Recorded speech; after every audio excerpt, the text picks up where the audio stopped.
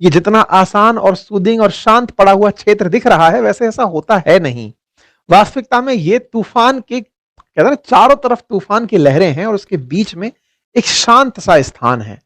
आज ज्योग्राफी में कुछ ऐसी घटना कैप्चर हुई है कि इस चारों तरफ उड़ते हुए बादलों के बीच की जगह को कैप्चर कर लिया गया है। कैप्चर से मतलब ये नहीं है पकड़ करके कोई डब्बे में भर के ले आया है, मतलब ये है कि इस तस्वीर को लिया जा सका है। आप कहेंगे एक बात बताओ महाराज, ये जो आप दिखाए हो यहां पर तस्वीर में, तो ये भी तो किसी ने लिया ही होगा। बिल्कुल आप सही कह रहे हैं, ये भी किसी ने लिया ही होगा। आप सोचिए कि आज एक ऐसी घटना घटी है जिसमें फोटोग्राफर ने इन चारों तरफ चलती लहरों के बीच में यहां जाकर के इन सब तरफ की तस्वीरें ली हैं। अब ये बात कितनी बड़ी है, कैसे मायने रखती है, इसको आप थोड़ी देर में समझ जाएंगे जब आपको यह पता चलेगा कि अटलांटिक ओशियन के इतिहास में इतना तेज कभी तूफान नहीं आया जो कि आज शाम को आ रहा है। मंगलवार की शाम को आ रहा है। कहां आ रहा है?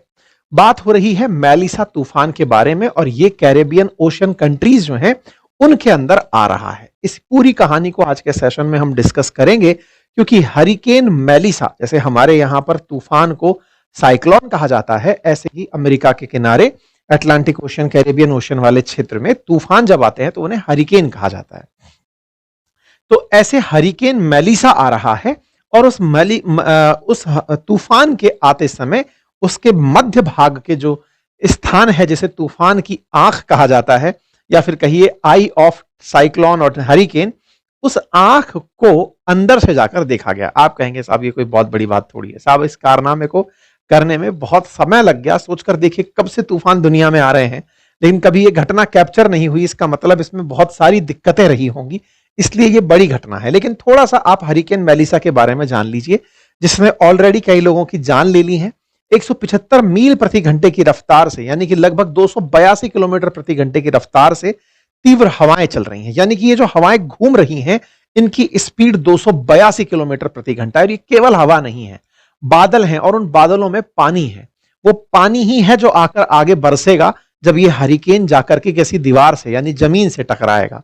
समुद्र में बना हुआ ये तूफान जब जमीन से टकराता है, तब जाकर के भीषण बारिश भी लेकर आता है। बारिश तो हालांकि तूफान के दौरान चली रही होती है, लेकिन उस समय पर जनता का नुकसान होना शुरू होता है। समुद्र में बारिश से तो क्या ही नुकसान है। ऐसे में इसे कैटेगरी 5 का तूफान माना जा रहा है, हरिकेन माना जा रहा है, जो कि अपनी कैटेगरी में सबसे श्रेष्ठ है। यानी इससे ऊपर और कोई कैटेगरी नहीं होगी। 5 मतलब टॉप कर गया है। इसके चलते जमैका में 28,000 से ज्यादा लोगों को शिफ्ट कर दिया गया। क्यूबा में 6 लाख से ज्यादा लोगों को शिफ्ट कर दिया गया। एक बार मैप पर देख लेते हैं कि कौन सी जगह आ रहा है।